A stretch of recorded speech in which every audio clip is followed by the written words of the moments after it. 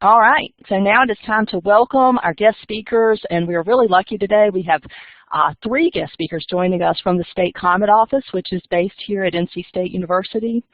And I've got them listed in the order they're going to present. They're each going to represent a slightly different topic, so we really get a broad representation of climate and weather in North Carolina. Corey Davis is going to start off and is going to talk about flood-producing tropical storms in North Carolina. Then Heather Aldridge is going to join us to talk about climate tools for gardeners that are available through the State Climate Office. And we'll finish up with Dr. Walt Robinson, who's going to talk about climate change in North Carolina, which is, I know, a topic many of us are very concerned about and want to learn more. So we're going to start off. I'm going to turn it over to Corey and welcome all 3 of you, and thank you for joining us today. Well, thank you so much, Charlotte, for the introduction. So, like you said, we are located at NC State University, and for those of you who don't know much about the Climate Office, I'll give you a little bit more background. So we're a public service center for the state of North Carolina, again, located right here at NC State on Centennial campus. Our mission has 3 main components. One of those is research, and one big part of that is the weather data that we collect from all across the state. Our office actually maintains a network of 42 weather stations that we're receiving data for every hour, as well as other stations that we get data for hourly or daily all across the state and, in fact, across the southeast. And using that data, we're able to, again, embark on some research topics, especially things related to agriculture and how that can affect plant growth or planting cycles, that sort of thing. Another component of our mission is extension, so actually working with different agencies and sectors across the state to help answer their weather and climate questions and better meet their needs. The work we've done with the Cooperative Extension Service is a big part of that. And then finally, we have an education component, so that's giving talks just like this one and also going to visit school groups or inviting them to come to our office or to one of our weather stations and telling them a little bit more about North Carolina and our climate. So with that, we'll sort of get into the first part of this presentation, and this is focused on a question we've gotten quite a lot over the past month, as you might imagine. In the wake of Hurricane Florence, people want to know a lot more about storms like Florence that produce heavy rainfall and flooding across North Carolina. So that's what I'll focus on in the next few minutes. First off, just some background, I wanted to talk about our tropical storm climatology, or in other words, why the Carolinas are hurricane prone in the first place.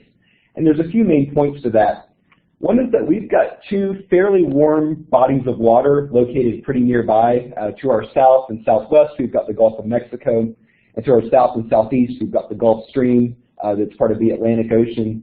So again, with both of these warm bodies of water, that's sort of a breeding ground for hurricanes to develop and form and move around. A second part is our geography. So if you've ever driven from the mountains to the coast, you'll know that North Carolina is a pretty wide state. And as part of that, the eastern part of the state pretty much juts right out into the Atlantic, and the western part of the state extends as far west as the Florida Panhandle. So in general, as storms move through those areas to our south, if they're on a track that takes them north, they're generally going to hit some part of North Carolina. Again, whether it's the east or the west, or even like we saw from Michael coming through the Piedmont. Another important aspect is just where North Carolina is located on the globe. So we're not in the tropics and we're not at the pole. We're in the middle, which we'll call the mid-latitudes usually. Mid-latitudes is the region of the globe, atmospherically speaking, where we find the jet streams.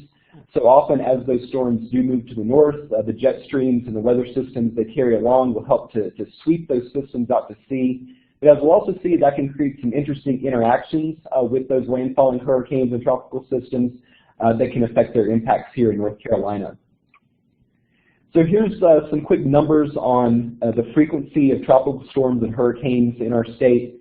On average, we see between 1.5 and 2 storms per year that come within 150 miles of North Carolina, and that's generally close enough to bring impacts like rainfall or winds or maybe some high surf along the coast. In terms of actually seeing storms make landfall at the coast, on average that happens about every 2 years. And then, as you know, about a month ago, Florence made landfall as a hurricane, and it was the 34th hurricane since 1851 that's made landfall in North Carolina. I know it may be a little bit hard to read, but this chart over on the right shows a breakdown of all those hurricanes that have hit our state. Florence was in pretty good company as a Category 1 at landfall. You can see those stronger storms have been a lot rarer. Hurricane Hazel back in 1954 is the only known Category 4 storm to make landfall in North Carolina. So since we do tend to see at least one or two tropical systems affect our state every year, the precipitation that we see from those storms is an important part of our climate. So a few years ago, we had a student at our office that looked at all of those storms that affected North Carolina between 1980 and 2009, and he went through for each of those storms and looked at different locations around the state to see how much rainfall they got from each of those storms. So you can see that for the individual locations in the map at the top here, and then summarized by region in the table down here at the bottom. So whichever one you want to look at, you can pretty much see basically the same information. In general, the mountains tend to get a little less than 3 inches on average from tropical storms each year. Along the coast, it's more like 4 inches. And then when we look at that in terms of the total warm season precipitation, so this is between June and November, which is the standard hurricane season, how much rainfall, or the percentage of that rainfall that tends to come from these tropical systems, you can see it's about 9% in the mountains, about 12% in the Piedmont, and up to about 14% along the coast. And if you notice a few blue dots here right along the coast, those are actually spots that see anywhere from 16 to 20%, again, on average, of their precipitation every year in the warm season coming from tropical systems. So this will be important a little bit later when we talk about Florence, but just wanted to mention this now. So again, because tropical systems are an important part of our climate, when we go through a year where we don't see as many storms, that can affect our weather, like slipping us further into drought. So the summer of 2007, which I'm sure a lot of you remember, was pretty bad for drought. Obviously, there were other factors involved, like just having a hot summer without much rainfall period. But one thing that we saw that year is that there was really only one tropical storm that affected our state. That was Tropical Storm Gabrielle. You can see it just sort of swept along the coast. So the coastal areas that saw rain from Gabrielle actually didn't get as far into drought as some of the areas just to the west of there that significantly degraded in their conditions. And again, one reason was because they just didn't have that tropical influence. The other side of the coin is correct also. If we are in drought conditions like we were in August of 2011, and then we have a tropical system like Hurricane Irene that comes through, that well-timed dose of precipitation can really alleviate a lot of those big precip deficits. So again, just in 1 week after Irene came through in 2011, we saw parts of the coast go from extreme drought down to no drought or dryness at all. So again, that is an important part of our climate. Even though these storms can be damaging, the rainfall they bring can be significant as well. But of course, there is such a thing as too much of a good thing.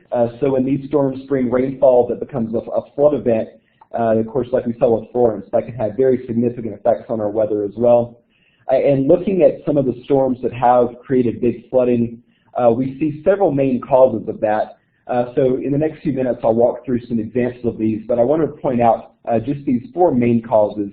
One is that when the storm comes through, if the ground is already pretty saturated from other recent rainfall, rain that falls from these tropical storms really has nowhere to go. It can't go into the soil because it's saturated. It can't go into the rivers if they're full. So essentially, the rivers will overspill their banks. The soils will just cause direct runoff, and of course, that can create some pretty substantial flooding. Another cause is, again, knowing how close we are to the Atlantic and the Gulf of Mexico. If these storms pull in a lot of moisture from the Atlantic or the Gulf, of course, that can create very heavy and extreme rainfall totals that, again, can contribute to flooding. Another is, like we saw with Florence, if a storm is just fairly slow moving, the longer it sits over a certain area, the more rainfall in general it's going to bring. So, again, that can also create just days upon days of rain that create some pretty bad flood events. And then finally, getting back to that point about where North Carolina is located in the mid-latitudes, as these storms move to the north and come over North Carolina, if they interact with systems brought along by the jet stream, or if they actually undergo what we call an extratropical transition, so going from that sort of hurricane tropical type system into more of the typical, mid-latitude cold front that we might see, that can enhance these storms or otherwise affect the impacts that they bring. So I wanted to talk about a few somewhat recent storms in the past 60, 70 years and look at how each of these causes was a factor, and then spend a little bit of time looking at Florence in particular. So first we'll go back to the summer of 1955. This was a very active period in North Carolina, tropically speaking. There were 3 different storms that summer within a period of about a month and a half that affected us. The first of those was in mid-August. Hurricane Connie made landfall along the Outer Banks. And as you can see from the precipitation map here, there's a pretty good chunk of the Central Coast that got 7, 10 or more inches of rain from Connie. Less than a week later, Tropical Storm Diane made landfall near Wilmington and brought again some fairly substantial rain to those same areas. In fact, these two storms hit so close together that they really weren't able to separate the impacts or the damages from each storm. So we basically lumped Connie and Diane together as just two systems that both caused some damage, especially from flooding right along the coast. And then about a month later, Hurricane Ione made landfall near Morehead City. Ione was the worst of the three storms, both in terms of its intensity and also the rainfall amounts. You can see near Jacksonville there was a bullseye of more than 15 inches of rain that fell from Ione. But in general, you can look at those contributions. Obviously, by the time Ione arrived, all that water that fell during Connie and Diane really hadn't had a chance to go anywhere, so the ground was fairly wet. With Ione taking that track basically right at the coast, it still pulled in plenty of Atlantic moisture, so there was lots of moisture involved. And it wasn't as slow-moving as a storm like Florence, but it still took sort of this long arc up the coast, so it did bring about 24 to 36 hours worth of rainfall in most areas. So, in fact, there were still parts of eastern North Carolina where Ione was a worse flooding event than Floyd. So, again, this was a fairly big year with these three storms hitting that part of the state. So let's fast forward to 99 and Floyd. This is a storm that I'm sure a lot more of us remember. And you really can't tell the story of Floyd without talking about Hurricane Dennis, which came through a little over a week before Floyd. You can see the black line here is Dennis's track, and it was fairly unusual. Dennis basically got right along the coast, stalled out, sort of did a dance for a little bit before it finally came in. So for the few days that Dennis was right offshore, it was just dumping rain over the eastern part of the state. You can see some areas got 7, 10, 15 inches of rain from Dennis. So again, that was definitely enough to saturate the grounds in that area. But of course, as we know, 11 days later, Floyd came along and brought even more rain to that part of the state. So the maximum total that was reported was 2 feet down at Southport at the far southern part of the coast. But there was a pretty good swath coming inland, basically all the way to the Virginia border, places that saw more than a foot of rain from Floyd. So at the time, these areas were seeing between 1 in 500 to 1 in 1,000 year rainfall events. With some of the other storms we've had since Floyd, we now know that it probably wasn't quite that rare of an event, but certainly most areas just weren't prepared to handle that amount of rainfall. So those places along the Tar River and the Neuse River especially that saw so much rain had some pretty severe flooding, and towns like Tarboro and Princeville also saw really substantial inundations. So again, wet ground was most certainly a factor during Floyd, with Dennis having come through. Both storms brought a pretty decent amount of moisture. One good thing about at least Floyd is that it wasn't very slow moving. It pretty much got through the state within a day. But you'll see that there was at least moderate enhancement involved here. And again, that was part of this extratropical transition that Floyd underwent. Basically, there was very cold air, especially in the upper levels to the north and west. And it was still pretty warm to the south and east. So basically, the western side of Floyd almost acted like a cold front. It was just supercharged with moisture from the Atlantic. So that's why we saw most of that heavy rainfall set up on the western side of the eye as it moved through. So again, that's why you see such heavy totals coming up for basically I-95 in eastern North Carolina. Let's fast forward now to 2016 and Matthew. One thing that is kind of easy to forget with Matthew is that it was a fairly wet month or so before Matthew hit, at least in the eastern part of the state. Now this was in 2016 when in the west they had some pretty bad drought and fires in that fall. But again, the eastern part of the state had been fairly wet. You had Tropical Storm Carmine and Julia that moved through about a month ahead of time. And especially in the Fayetteville area, they had gotten almost 10 inches of rain only about a week before Matthew came through. So again, these are areas that already had very wet, saturated ground. So when Matthew moved up the coast, unlike Floyd, it never made landfall. It basically just paralleled right along the coast. But it brought, again, 8, 10, 12 inches. The highest totals in the state were a little over 15 inches from Matthew. So those spots, again, along the Neuse and the Cape Fear and down in Lumberton along the Lumber River, saw just inundation that those rivers couldn't handle and actually set some new record levels there. So again, in terms of those factors, definitely wet ground and moisture were involved. We saw a similar setup as in Floyd, where you saw most of that rainfall falling on the western side of the eye. And again, one good thing is that Matthew wasn't terribly slow moving. It pretty much got through the state within about a day. But again, that sort of enhancement as it transitioned to most of that precip being on the west side, definitely affected where that heavy rain fell. So finally, let's talk about Florence. Again, this should be fresh on everyone's memory. Probably the main thing we'll remember from it is just how long it lasted. From the time it made landfall to the time that it finally exited the western part of the state, it was a little over 5 days. So it just seemed like the storm that wouldn't go away. And because it sat over the same areas for so long, again, pulling in so much moisture and moving so slowly, it definitely brought some extreme rainfall totals like we've never seen, especially in southern and eastern parts of the coastal plains. So again, those same areas that were hit the hardest by Matthew were again hit pretty hard from Florence as it came through, especially from Fayetteville down the Cape Fear River, Lumberton on the Lumber River, and then out toward Newbern on the Neuse and the Trent Rivers. Like you see in the picture here, just absolutely incredible flooding events. And you can see those were the two main factors. I put wet ground as sort of a moderate effect. And I guess the good news with Florence is that it wasn't terribly wet ahead of time. Parts of the southern Piedmont had actually been in drought or moderately dry conditions. So again, the rivers and the ground weren't too saturated, but because Florence lingered for so long, it basically did the work of Dennis and Floyd in terms of saturating the ground and making it so any additional rainfall just couldn't be absorbed by the soil. So again, that's sort of the main points on Florence as far as what happened with that system. Here's a look at the rainfall totals. This is a map that our office put together right after the storm. So one thing I'll point out is that pretty much any area in the southern coastal plain, basically from Fayetteville up through Rocky Mount and then out toward Newbern and Morehead City, saw record rainfall from a tropical event from this storm. Again, remember that from Floyd, 2 feet was the maximum we saw anywhere in the state. And there was a pretty solid area of probably a dozen or so counties that saw at least 18, 24 inches of rain from Florence. So again, something that we've just never seen before. So as another way of looking at the rainfall totals, I wanted to go back to what we talked about earlier, which was the contribution to our typical warm season precipitation. So I'll pop some bubbles up on the map here that show, again, it'll be the percentage of the typical June through November precipitation that was brought by Florence. So first, if we look at some areas that were sort of on the western side and the northeastern part of the state, we can see those rainfall amounts from Florence amounted to anywhere from 6 to about 17% of the normal warm season precipitation. So again, that's about what we might usually expect for an entire hurricane season coming from all the storms in that season.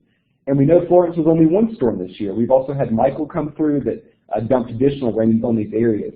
But again, Florence basically did the work of an entire hurricane season, at least in those areas. But it gets worse. So as we keep going to the south and to the east, we can see, especially across the Piedmont, in those places where anywhere from 4 up to about 12 inches fell from Florence, Florence brought anywhere from a quarter up to almost a half of that typical warm season precipitation. And again, this is not including anything that fell from Michael just a few weeks ago. It definitely moved down to the really significantly hit areas in the coastal plain.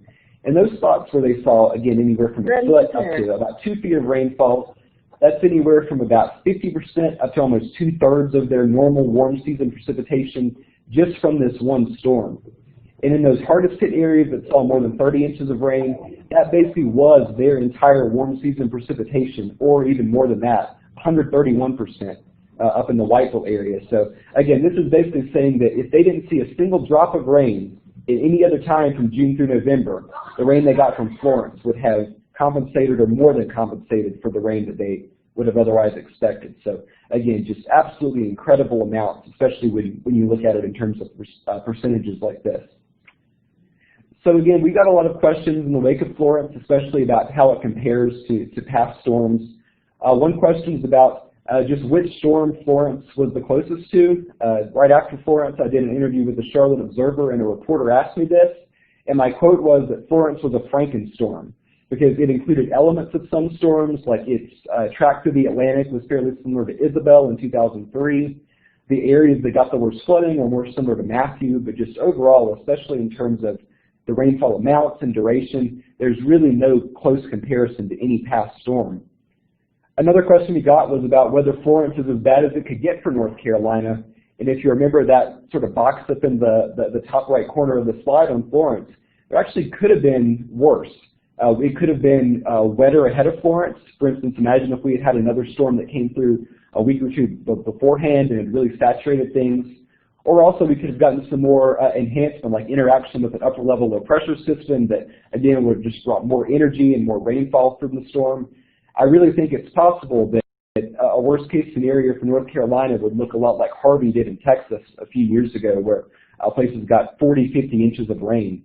So again, certainly Florence wasn't that bad, but I think it's possible that, again, in a worst case, we could see a storm like that. And then finally, since we are coming off of our second big flooding storm in a 2-year period, we've gotten a lot of questions about other historical periods that have been that bad in terms of flooding hurricanes. The answer to this is yes and no. It's yes in the sense that if you look at, for instance, 1928 and 1929, both of those years had fairly bad flooding from a tropical storm in North Carolina. Or in 1955, again, we had 3 pretty bad flooding storms that year.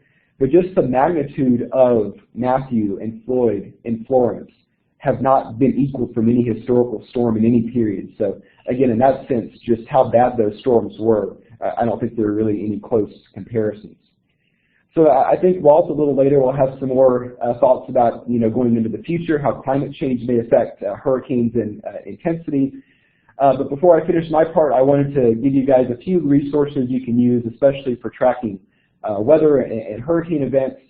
One of these on our website is our hurricanes database. You don't have to copy this link now. We'll make sure that these slides, or at least these links, get shared afterwards. But on this page, you can search for historical storms since 1851. If you click on a storm like with Florence, you can see its full track and the advisories, so what the winds, what the pressure were, where it was at different points during its lifetime. Another resource is the climate blog that our office runs. So after big events like Florence and Michael, we'll usually put out blog posts summarizing these storms and trying to put it in more of a perspective for North Carolina's climate. Also, every month, usually near the first of the month, we'll put out a monthly climate summary. So as you can imagine, September was pretty much dominated by Florence, but other months there may be more information about drought impacts or even impacts to agriculture or gardening. So we definitely encourage you all to check that out if you don't already. You can sign up to receive notifications about our blog post right on the blog homepage here, or you can follow our office on Twitter. We share all of our posts through our Twitter account. And then also between posts, we'll post information like during Florence, what some of the wind speeds and gusts and precip totals were looking like. So I think it's a pretty useful Twitter account to follow if you're on that social media to get some information from our office as it happens. So again, that's the overview of Florence and subtropical precip events. I'll turn it over now to Heather, and she's going to talk now going from the summer to the fall about some frost and freeze events and tools you can use for that. Thanks, Corey. All right, so I'm going to cover 3 sort of tools today in addition to the tools that Corey just mentioned that are specifically will be useful for gardening. So let's jump right in. First, I wanted to show you were some average frost and first frost and last frost dates. And so this is an average across 1981 to 2010. And we're defining this as minimum temperatures less than 36 degrees Fahrenheit. And so you can see we're kind of right on track. In the Raleigh area, we usually get this between October 19th through the 26th. So we just had our first frost on Sunday evening, or Monday morning technically. And the Raleigh-Durham airport hit 34. So as you can see, climatologically speaking, we're right on track for hitting that. And I know there's folks from all across the state on the webinar, so you can kind of take a look at your area and see the average first frost date is typically for your area. So in terms of the last frost dates that we see, will generally be about mid-April here in near Raleigh. So that gives us about 6-month frost-free season. So that's, again, on average. On any given year, this could deviate, but on average, that's kind of what we see here typically across the state. In terms of your average first freeze date, so we're defining that as less than or equal to 32. Generally speaking, we'll see these freezes happen, the first freeze happened around the first week of November. Again, that's in the Raleigh area. You can kind of check out for your part of the state what the dates are. Of course, along the coast, it's going to be a little bit later, and then in the mountains, it's going to be a little bit earlier. And then the last freeze date on average is generally beginning of April for the Raleigh area, which gives us about 7 months of a freeze-free season. And Walt's going to talk a little bit about how that might change in the future. So just wanted to kind of show you those numbers. The second tool I wanted to kind of highlight for you guys is something called a Plant Hardiness Zone Map. So this is put out by USDA. And for those of you not familiar, this is kind of just gives you an idea of suitable areas for plants in terms of cold tolerance. And you can think of it as, on average, what's the coldest day of year that we would, the temperature of the coldest day of the year. So, for example, I just selected, again, somewhere near Raleigh, and what we're showing is we receive between 5 to 10 degrees Fahrenheit on the coldest day of year, and that corresponds with zone 7B. So across the state, we generally range from zone 6 through zone 8.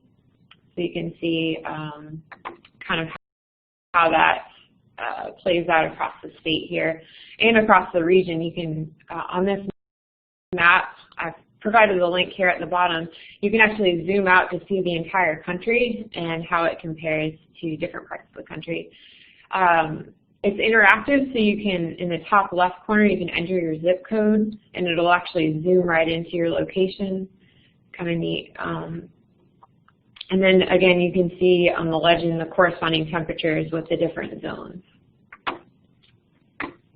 And then the last sort of tool that I wanted to highlight is really a citizen science program called CoCoRaHS, which stands for Community Collaborative Rain, Hail, and Snow Network.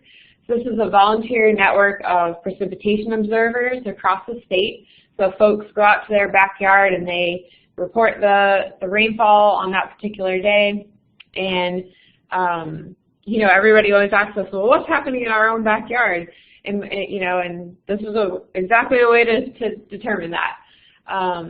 So sort of my other hat at the office is the Assistant State Coordinator for CoCoRaHS in North Carolina. So if you have any questions about this program, let me know. And this is all types of precipitation. So I always like to highlight that it's not just rainfall, it's also hail and snow. We don't generally get a ton of hail events here in North Carolina, but it does happen occasionally. And then also we don't get a lot of snowfall, but we do measure that as part of CoCoRaHS as well. This is sort of a map just showing the different locations currently that observe across the state of North Carolina. So each blue dot is, oh yeah, okay, I see that there's a question. Let me, I'll address that in just one moment. So on this map, there's, each dot represents a rainfall location. So an observer is going out in their backyard at each of these dots and observing. We get about 500 reports each day, and but you know, not everyone reports every day. So I would say on average there's about 800 active stations, but on any given day we get about 500 total. And so you can see the highly populated areas have more observers, like Wake County, for example. Some of the other counties, though, don't have as many observers, like Halifax doesn't have that many. So we definitely are still looking for observers to help us out, and it really just helps paint a better picture of our precipitation across the state. As Corey showed in the map of Florence, the rainfall, that map actually included CoCoRaHS observers in that map. So saying all that to say that your data is used by scientists and lots of folks, researchers, and just folks that are generally interested in the weather. They're looking at this data every day. So the best rain gauge to use. So we recommend this 4-inch, I'm going to show it in the next slide. So this 4-inch diameter high capacity rain gauge here is what we recommend. And yes, I see Edna, she's one of our great observers. Thank you for helping with the program.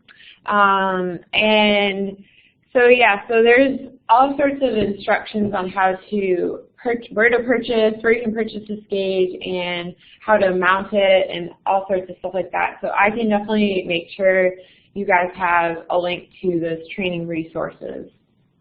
So basically you can sign up to become a volunteer, and then you watch some training slideshows online, or there's videos online that you can watch to get trained. And as soon as you do that, then you can go ahead and start reporting. So you can either report your rainfall totals on the CoCoRaHS website, cocoRaHS.org here, or you can actually report, they have an app for Android and iOS, so the link to download that app is right here on the slide. Kind of neat if you're kind of running out the door like I am, you can just quickly enter it into your phone and then you're done. You don't have to even log into your computer, so it's pretty neat. And then another aspect of CoCoRaHS is something called condition monitoring. So these are weekly reports that are kind of qualitative summaries of what's going on in your backyard. So this was a pilot project back in a couple years back in the Carolinas, and now they've since expanded it nationwide. It was pretty successful, so they decided to expand it across the country. And what it is you kind of qualitatively explain what's going on in your backyard, and it helps us identify some early signs of drought, and also on the flip side, when conditions begin to improve, we can kind of see when that's happening just by reading your reports. So you look at your backyard and you say, I'm going to show an example in a minute, but you could say, oh, the stream in my backyard looks a little bit lower than normal. And the idea is that you are the expert for your backyard. So you know it best. You know what the stream level is typically like.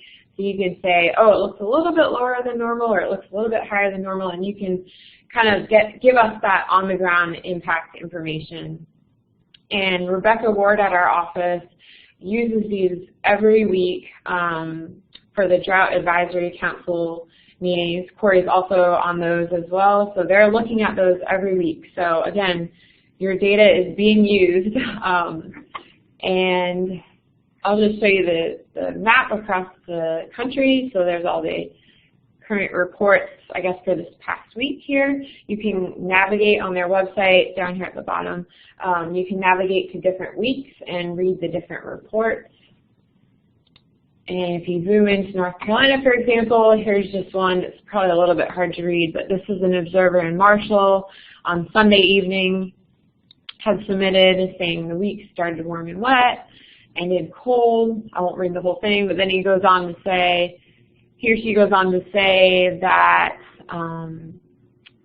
the garden soil was moist, so, you know, just kind of taking a look at those conditions in your backyard, and again, you know those conditions better than we do, so we want you to share those with us.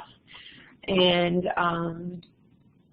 also you can submit pictures. So right now there's not an ability to upload pictures on the CoCoRaHS website. I do know that they're looking to add that feature, but right now you would email the pictures to Amanda Ferris, who's with University of South Carolina, and here's just a snapshot of what some of the pictures look like. So this was from, say, week 1, and then this is week 2, week 3. So you can just kind of see the progression of where the levels of the water are on a weekly basis. And it, again, helps the drought monitor authors in our state and across the country to kind of see those on-the-ground impacts. So it's a great, great program. I definitely encourage you to check it out. And if you have questions, I can help answer those or point you to Rebecca, who's also very familiar with the condition monitoring reports. So at this point, I'm going to turn it over to Walt to talk about climate change in North Carolina. Good morning, everyone. It's great to be here. On my cursor. There it is. Okay. So I'm going to zoom out and talk about global warming. And mostly I'm going to talk about what's happened so far and why it's expected, based on some very sort of fundamental ideas from science and physics, not so much drawing a little bit, but not drawing so much on big computer climate models. So those are fun too. For example, that's a temperature anomaly from recent period. It's a map, sort of hotter colors and warmer, compared to a baseline from the last century. We'll get back to more of that. So let me go on. Oops, wrong. Okay. Okay, so I'm going to start with the most fundamental thing one could think about is the energy balance for planet Earth. It would apply same energy balance for any planet, Venus, Mars, whatever, but we live on Earth. So Earth is warmed by the sun, and that's how we get energy into the planet. And the Earth loses energy. The only way the Earth can lose energy is by radiating, because it's surrounded by the vacuum of space. So that's the basic balance, and that determines the temperature of the Earth. If you have more sunlight, a hotter planet. And you can imagine, you know, you can't really do this, but if you can imagine turning on the sun at some point and letting the Earth heat up, it would get warmer and warmer as it absorbed that sunlight, and then it would be radiating infrared radiation or infrared light to space, and it eventually would come into a temperature balance. And that's really what determines the global average climate. Now, the important piece here is the second bullet, which is these heat-trapping gases, or greenhouse gases, they're sometimes called, and they partially block that infrared light that's leaving the planet, trying to get to space. And it acts like a blanket, and it makes the planet warmer. And that's the greenhouse effect. So the greenhouse effect is a good thing, because on the left, you see an energy balance. This is a cartoon. It's a silly one because it's showing no greenhouse effect with the temperature of the planet, average planet, which would be below 0 degrees Fahrenheit, in which case we wouldn't be here and there wouldn't be houses and trees. That's with no greenhouse effect, no greenhouse or infrared blanket from these gases. We would have a temperature on the Earth which would be below the temperature which life could inhabit, or life familiar to us. With the greenhouse effect, the natural greenhouse gases, and there's a list of them: water vapor, carbon dioxide, methane, and then there are others. That traps some of that radiation, infrared light, sends it back to the ground, keeps the Earth warm, and we have a global average temperature of roughly about 56 degrees Fahrenheit, so a nice habitable planet. So the issue comes not from the greenhouse effect per se, but from the augmentation of the greenhouse effect. It comes from the heat-trapping gases we're adding to the atmosphere. And this is probably the most famous curve in climate science. It's observations of carbon dioxide on top of a volcanic mountain in Hawaii, Mauna Loa. And since those observations began in the late 1950s, and they continue to today, carbon dioxide in the atmosphere has increased by nearly 50%. Actually, not 50% over this period. We have other records to go back into the beginning of the industrial revolution. So since 1800, it's increased by nearly 50%. And the source of that CO2 comes from burning fossil fuels, coal, oil, gas. But also, particularly in the earlier period, a major source came from clearing forests and prairies. So what is the effect of that? Well, from the physics of the greenhouse effect, we expect, and there is a lot of uncertainty, that's a big range, we expect if we double the carbon dioxide in the atmosphere, you get a warming of 3 to 8 degrees Fahrenheit in the global average. And this number was calculated very carefully and precisely, really for the first time, by this fellow, Svante Arrhenius, a Swedish chemist who won the Nobel Prize, but he won the Nobel Prize not for this, but for something else. And this is the number he got that you would expect from increasing carbon dioxide in the atmosphere. The key point of mentioning this is global warming is not a new idea. His paper was published back in 1896. So at the current pace, carbon dioxide will be double its pre-industrial level, so maybe 280 parts per million in the 19th century, so double that would be 560, and that's likely to happen if we continue burning coal, oil, and gas at the current rates at about 50 years from now, so 2060s. So that's the physics, and what we are now observing is, in fact, that Earth is warming. And it's warmed about this graph, which comes from NASA, is in degrees Celsius, but it's about a degree Celsius warming, which is about 1.8 degrees Fahrenheit. And again, this is a global average temperature. So nobody lives in the global mean. What about North Carolina? So interestingly, the first half of this is a graph of temperature. This is now in degrees Fahrenheit. And these are deviations from a temperature averaged over this period. The first part of the 20th century was warm, and throughout actually the southeast United States. I don't think we quite understand why that was. It's an interesting fact. Right after the 1950s, it was cooler, and since then it's been warming up. So we've seen this warming trend since, roughly 1960. And then the question is, what's going to happen next? And there's huge uncertainty. That's what's shown by these shaded areas. And the uncertainty comes from the fact that we are very bad at forecasting what people are going to do in the future. So the big source of this uncertainty comes from how much coal, oil, and natural gas we're going to burn, how much deforestation is going to occur, and that's mostly in the tropics. But we certainly expect temperatures to continue rising in North Carolina and the globe as a whole. So when you take apart what's happened to these trends in the past, you can see that the greenhouse effect is effective, also acting all the time, but there's sunlight during the day, and where you really see that greenhouse effect warming is particularly in limiting overnight cooling. So these are daily minimum temperatures averaged over the years in degrees Fahrenheit, and you see, particularly in recent years, a very, very pronounced warming trend of those overnight lows. This is a frost-free season, and as Hunter pointed out, this is actually, should be a freeze-free season, because this is based on a 32-degree temperature. And this is comparing the number of days, the change in days from recent decades to the first half and a little more of the 20th century. And that frost-free season has gotten warmer everywhere in the country, including the southeast United States. And I've got links to these. A lot of these plots I'm showing come from and maps come from the National Climate Assessment, which is done by the National Oceanographic and Atmospheric Administration, a federal agency.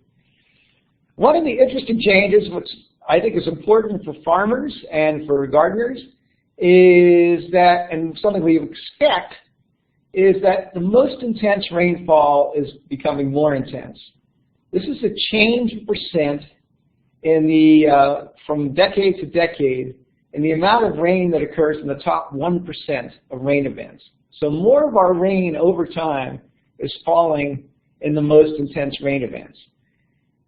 What's happening is, again, pretty fundamental physics of the atmosphere. As the atmosphere is warmer, you could say it holds more water vapor.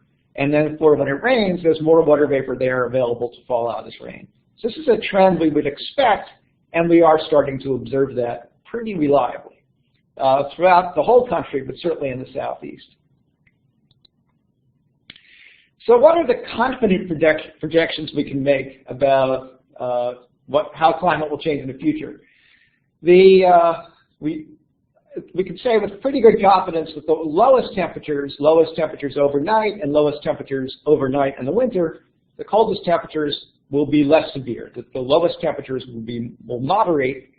And we had to show the map of hardiness zones earlier. We expect those to shift north, as has already happened, actually. Those were revised a few years ago. An interesting question, which is a little harder to say, that poses the risk that you could get quite warm temperatures for short periods in winter and get more of these false spring events. Also confidently, so that comes very directly from the physics of the greenhouse effect. This comes very confidently, the second projection, from the fact that a warmer atmosphere holds more water vapor, so that the heaviest rains will be heavier. And that has implications, of course, for flooding and erosion. Some of those floods can come in tropical systems and hurricanes, and it's an interesting question what will happen to hurricanes. On average, we can't say very much, but we expect the most intense rains and then the strongest storms will become stronger. For much of the year, though, the types of rains we care about are ones like this. This was in July 2016 in Raleigh. That was a flooded apartment garage. That was a very ordinary-looking midsummer thunderstorm that produced flooding rains and significant damage in the triangle area. So we expect to see more of these sorts of events in the future, as well as more rains from intense rains from tropical cyclones. So lots of open questions, though, things we really can't answer. Will there be more or less drought? We expect, on average, the rainfall to increase, including in North Carolina.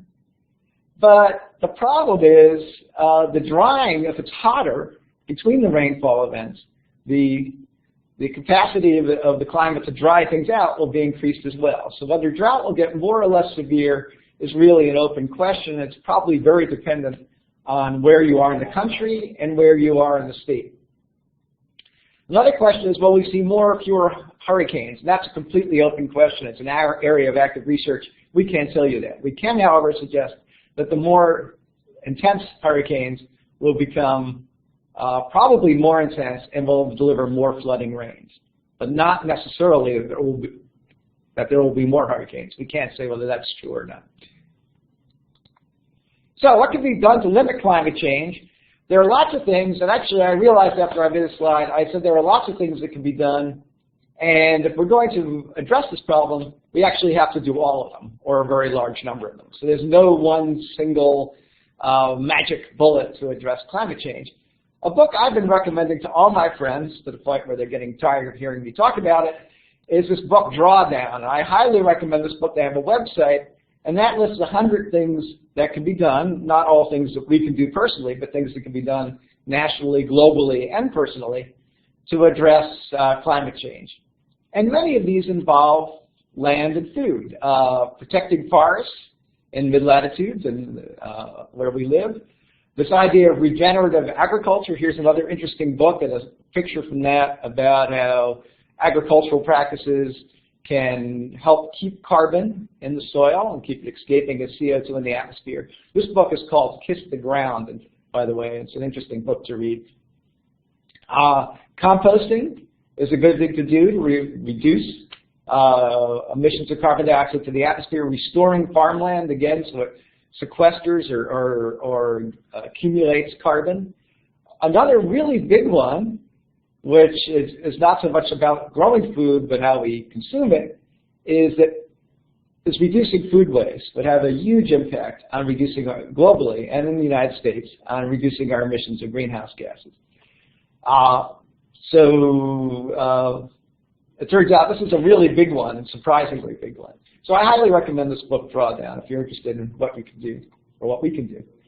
So with that, I'll close and leave it open to any questions. There's a list of my sources that were also listed in the slides.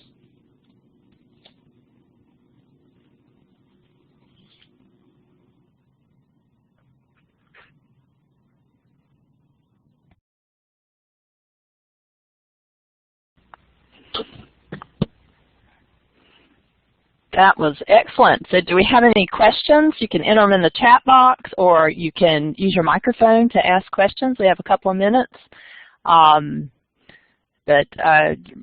Just want to go ahead and say thank you to Corey, Heather, and Walt for joining us and sharing such important information, just very relevant to what we're all experiencing and to us as gardeners. And all of the links will be shared, and also thanks to Corey, Heather, and Walt for giving permission to share the slides. So they'll be posted as a PDF on NCSU Garden. You'll be able to access those after the webinar. So it looks like we do have a couple of questions coming into the chat from Gina here in Wake. As far as food gardening, will we see more covered production, high tunnel? I think that's probably a question for some of our vegetable production specialists. And a question about what is pragmatic for gardeners. So as an individual gardener, do you have any recommendations for what they can do in their gardening practices?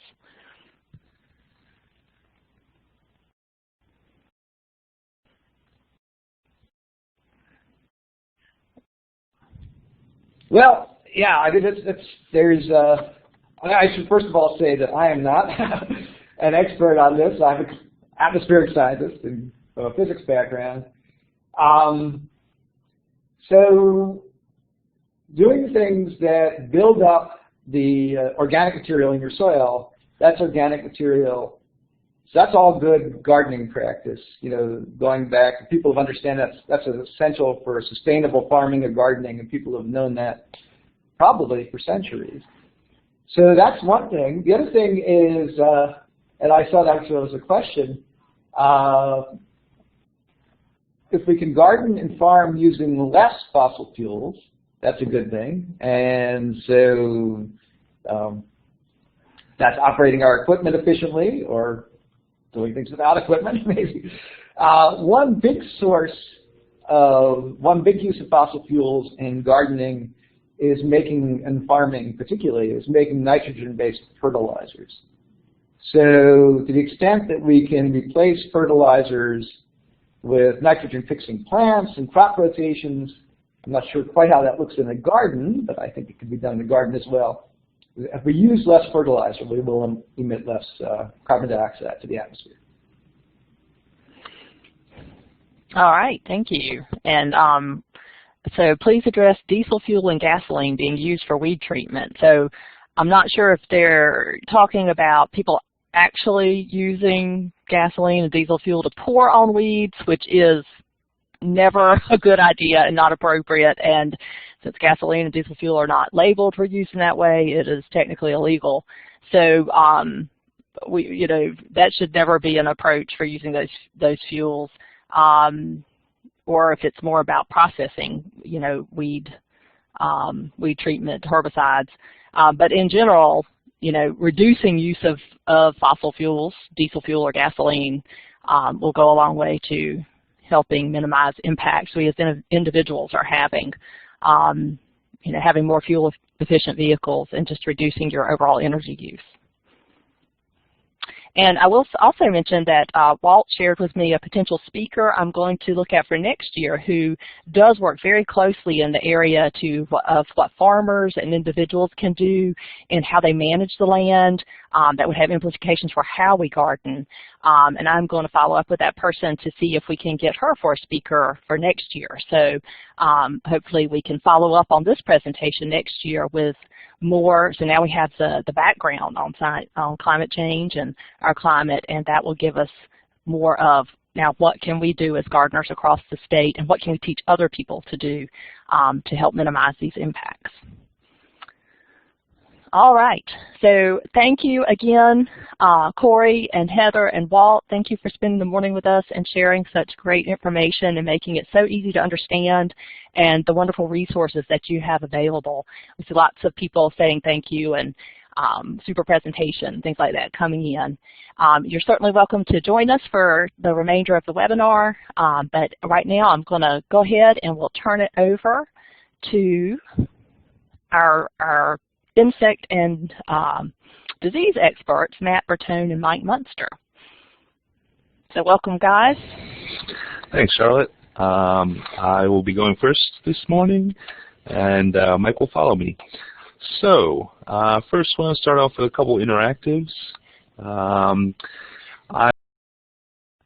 curious about what people are seeing out there. This is not, this is more of the check-in to see what's going on. But if you can, put a stamp on your area if you've seen an abnormal amount or at least some orb weaver or barn spiders around your home or around neighborhoods or whatnot.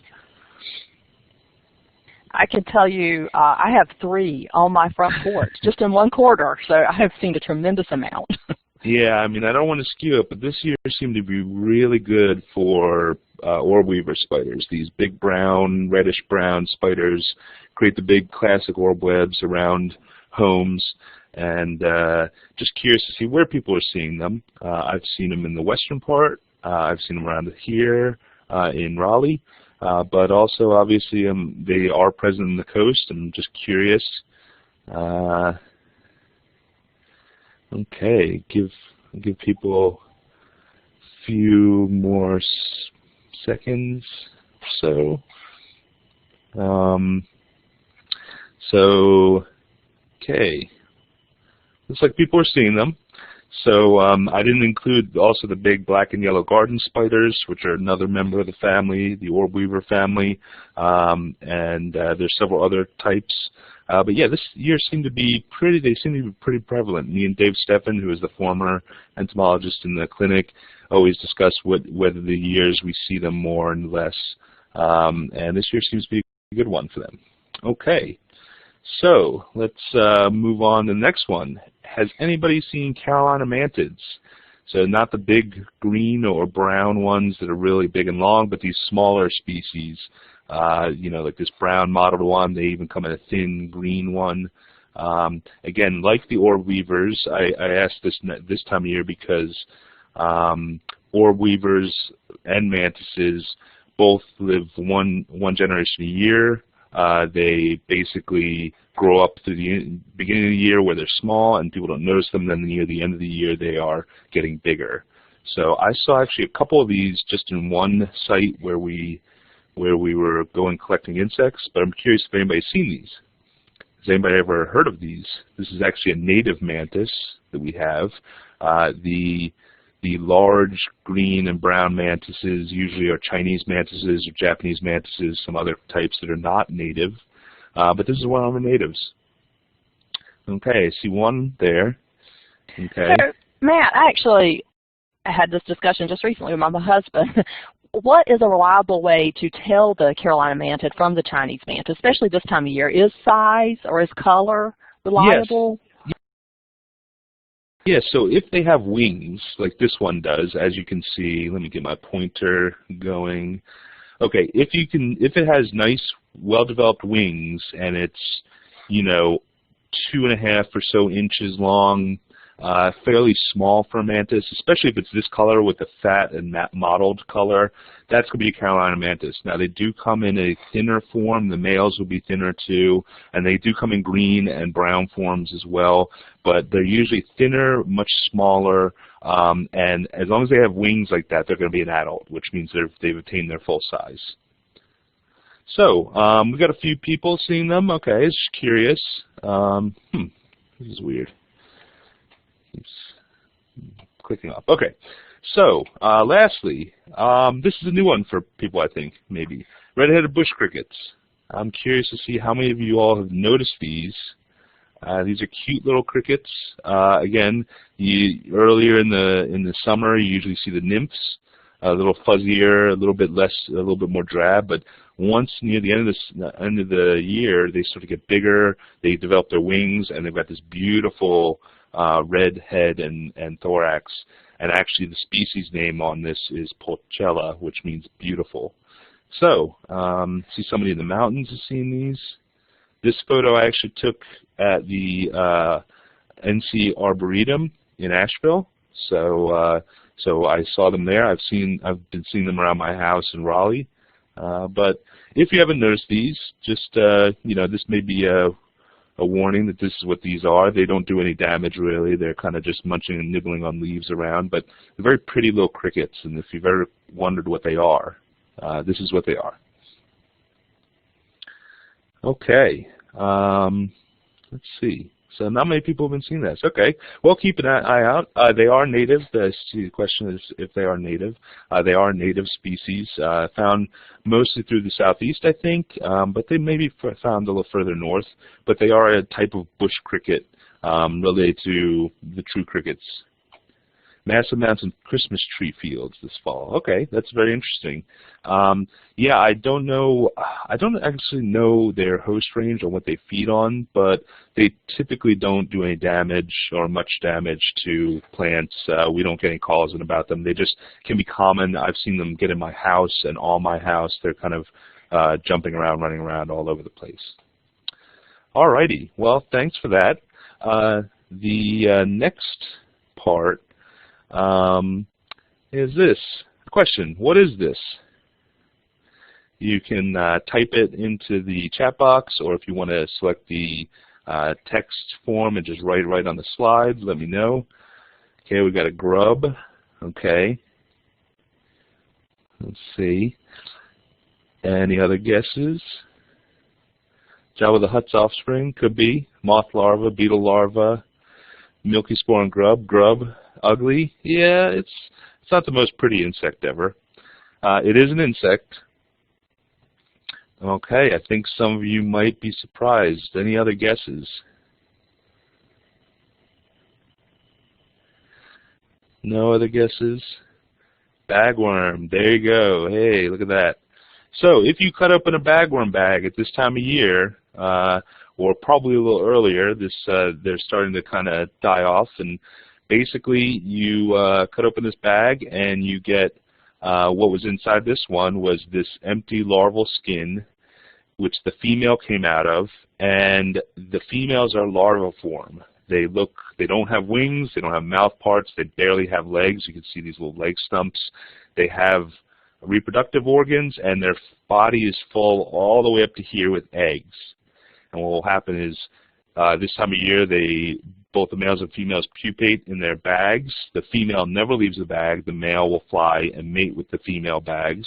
With the females, her end will be near the tip of the bag, and then she lays eggs inside the bag and dies. And those eggs overwinter, and then next year they will hatch and come out of the bag. Now, I got a few branches from a site from Arborvitae with tons of bagworms on them, and I thought, ooh, this is the perfect time of year. I want to try and rear some.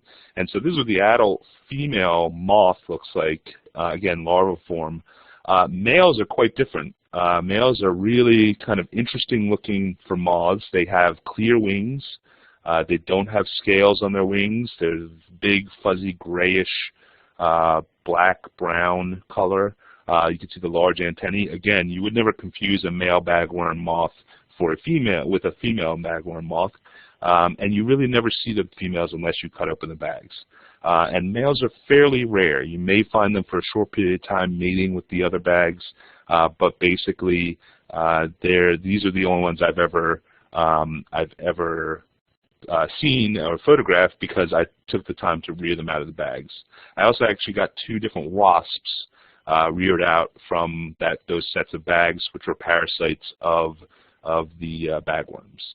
Okay, so that actually kind of answers a little bit of this question. Who eats these? Well, the males, unfortunately, the larvae make the bags, which are very protective. They're very difficult to cut open. In fact, to get that female out is very difficult. So basically, the larvae are very well protected from predators. The adult moths, the females never leave the bag, so they're really not in danger of being eaten. And the males are such short-lived that they really may get eaten by some things, but it's not much of an issue. However, like I said, out of all these bags, I reared 2 ichneumonids of the same species and 1 chalcidid wasp, which is a little small parasitoid wasp. Both of those will attack bagworms, but in total, I had more than half a dozen males emerge, probably a few females in that group, and then there's 3 parasite specimens. Okay, had a huge population on Arborvitae this year. Yeah, I'm not sure how it was relative this year, but this sample that did come in had a lot of bags on them. And remember, at this time of year, if you can access those bags, it's best to cut them off with a razor, unravel them so they don't girdle the branches, and dispose of the bags, because those could be bags containing females and potential eggs, which when they hatch next year are going to likely reinfest that tree or nearby trees. So that's bagworms.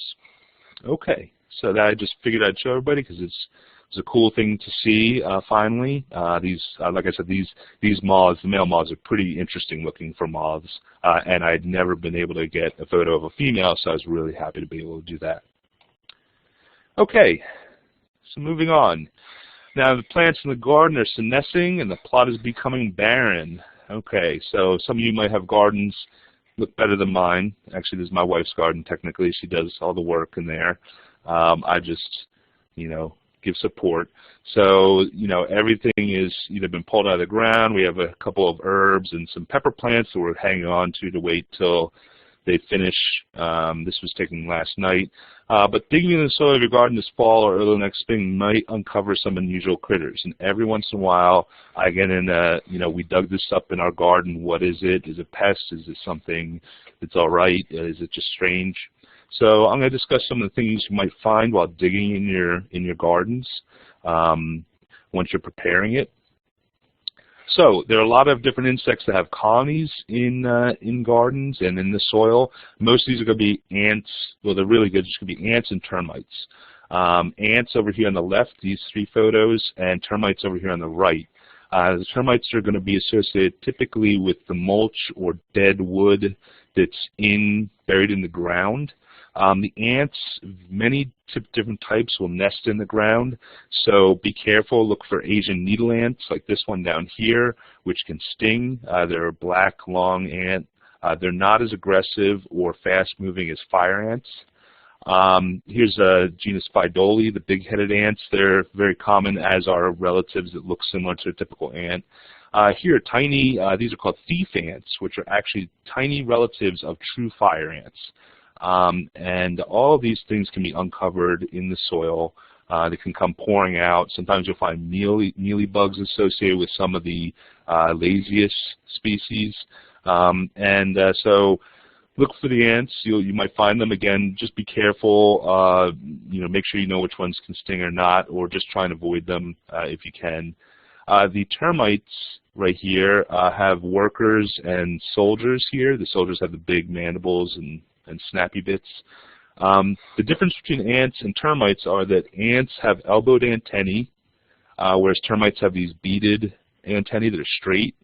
Ants also have a couple of little segments in between their abdomen and their thorax, and termites don't really have that. And usually most of the termites you're going to see are pale, very, very pale, or pale with a darker head. Okay, do thief ants sting? They can actually, but they're very small and they're not as aggressive as typical fire ants. But they are actually in the same genus as fire ants. They are very tiny though. They're one of our smallest ants. They could fit basically on the back end of this needle ant. So again, very tiny. You may find just these little tiny yellow ants pouring out of a place that you uncover. Okay. Some other things you might find, lots of larvae overwinter as in the ground. It's usually the more mature larvae. At this time of year too, it's especially the white grubs and scarab larvae can be found while digging. They have been basically, when you think about the Japanese beetles and all those types, the green June beetles, when they were coming out in the summer, they were feeding and mating, laid their eggs middle summer. Their larvae go through 3 stages, where basically the first 2 are going to be near the end of the summer, and then they molt into the 3rd instar, and then they start to kind of go into hibernation over the winter. Then in the spring they're going to pick up feeding again, and then pupate, and then emerge in early summer and late spring. So lots of these above ground after hurricanes. Yes, so many of the soil inhabiting insects and other arthropods I'll be showing now are very susceptible to drowning and to too much water. And so after massive amounts of rainfall, you will get these emerging from the ground because they will suffocate otherwise. So white grubs are called white grubs, obviously, because they're mostly white. We also call them C-shaped grubs because they'll often form a C, although some actually crawl in a linear fashion or on their back. But a couple other things you might find there. Would mole crickets drown as well? They probably will, and actually, in fact, one of the common sampling methods for mole crickets is drenches, soapy water drenches, and so that can drive them out of the ground. I imagine they're really good swimmers, though. A lot of the pygmy mole crickets and regular mole crickets can actually swim and don't mind, a little bit of moisture, but most things cannot survive in fully wet, saturated soil. Some other larvae you might be pulling up from the soil would be darkling beetles. These are usually associated with rotten wood, but may be found in the soil feeding on detritus. And wireworms, click beetle larvae.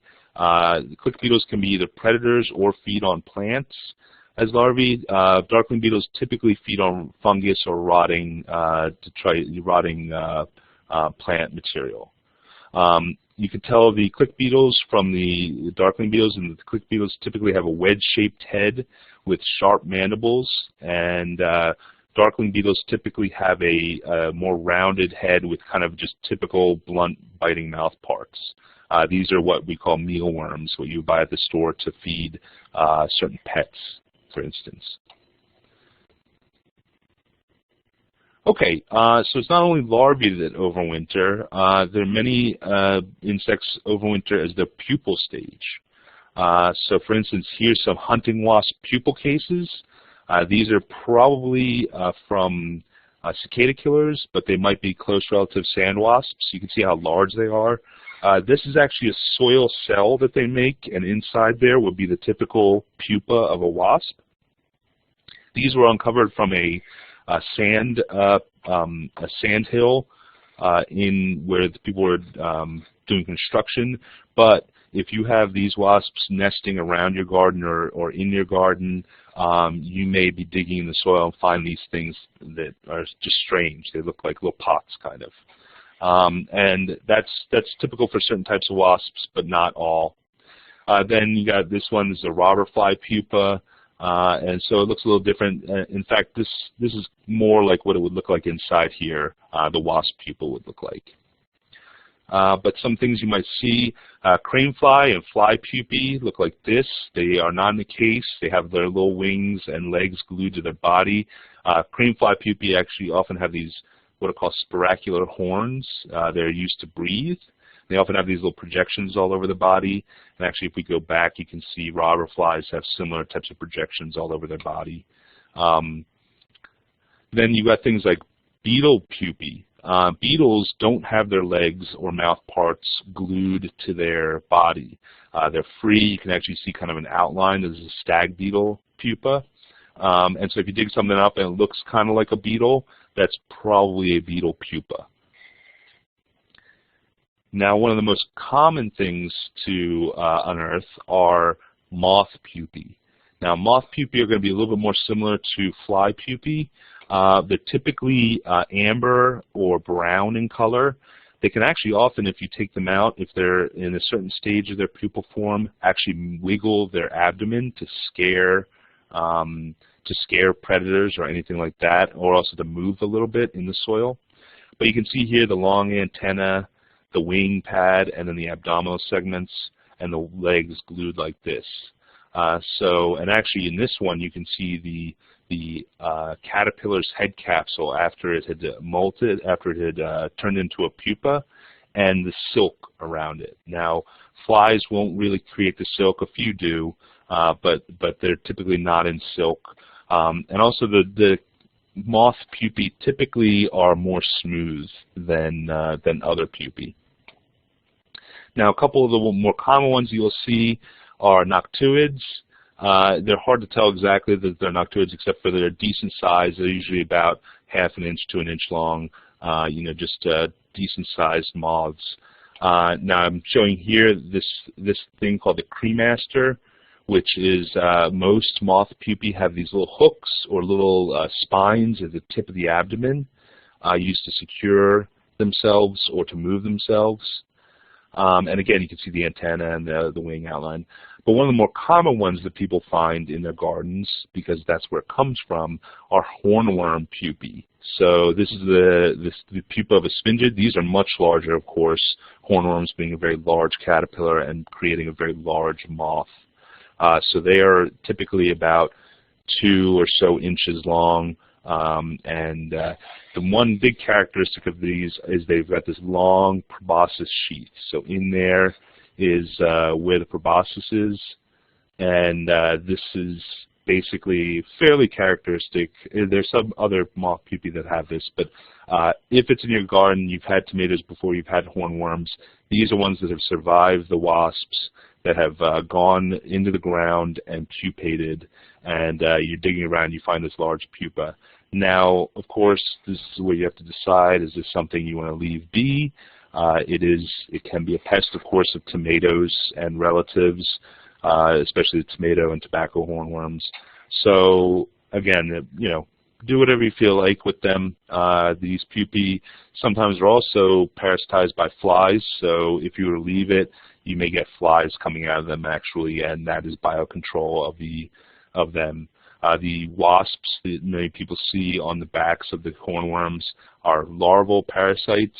The flies may be in those larvae, the caterpillars, but they don't come out until the spring after the hornworm has pupated. So they'll stay in there while it's a pupa and feed on it still, and then emerge out in the spring. So those flies are actually beneficial. Okay. Other critters, of course, it's going to be a lot of things living in the soil in your gardens. So millipedes are long, slow-moving arthropods. They're detritivores. They have 2-leg pairs per segment. Centipedes are much faster predators in soil. And this soil centipede is very long, lots and lots and lots of legs. And here's in the same picture some isopods, these roly-polies and sow-bugs. None of these are insects. The centipedes and millipedes are called myriapods, and the isopods are actually a terrestrial crustacean, so related to shrimp and crabs. Earwigs are very common. Feeding on detritus, you may even uncover a mother with her eggs. The mother earwigs actually are very protective of their eggs and clean them, and can be important. And these actually can be important predators in gardens, and sometimes even go up to flowers and can be pollinators. So, so they're not bad, they're not evil, they don't enter your ears and burrow into your brain. Earthworms, of course, are a very common sight in garden soil. They are obviously good for feeding on decaying vegetable matter and defecating out nice soil. And then, of course, slugs and snails are very common as well, which are, again, not insects but mollusks. Okay, and it's not just invertebrates. So you may find some overwintering reptiles and amphibians. Oftentimes, actually just this past time when I was blowing the driveway, and it would be the same as on a garden, the surface needles or pine needles or leaves will be harboring small snakes, brown snakes, worm snakes like this one, harmless snakes. These are common under the litter. They're keeping warm. They're going to hibernate over the winter. And you may have toads and frogs, salamanders, things like that in your garden. These can also mostly be safely removed from your garden, put somewhere else if you don't want to disturb it, or just leave it be. I'm not sure about copperheads. They are probably going to be hibernating in bigger cavities in the ground, places like that. But be careful when you're digging in the soil, in the leaf litter, anything covering the garden, and just be aware of your snake ID, things like that. Okay. So, after a long day digging in the garden, it's time to warm up next to the fire. Go up inside and get your firewood and ready to start your fire. Well, unfortunately, some people have issues with their firewood. Wood from outdoors can contain developing larvae or adults of different insects. The change in temperature may trigger emergence to the dismay of the homeowner, and there's most often beetles, but different wood types harbor different beetles. So, you bring in that firewood that's been outside to ready. You're gonna start a fire at some point during the in your fireplace during the winter. You bring it inside early, and it's got a few weeks to months to warm up. You've got these larvae inside under the bark, and the warmth causes them to start to emerge, and people freak out. They think that they're going to attack their home, the wood in their home, things like that. That's not the case, but it's good to be aware of these issues, and if somebody submits photos or is asking about a certain type of insect in their house in large numbers, firewood could be to blame. So the most common things we get coming out of firewood are longhorn beetles. You have a lot of these, what are in the tribe Clitini, are these wasp mimicking, crazy looking longhorns. A lot of people look at them and say, I don't believe that's a beetle, but it is in fact a beetle. Oh, somebody wrote wood roaches. Yes, that's a good one.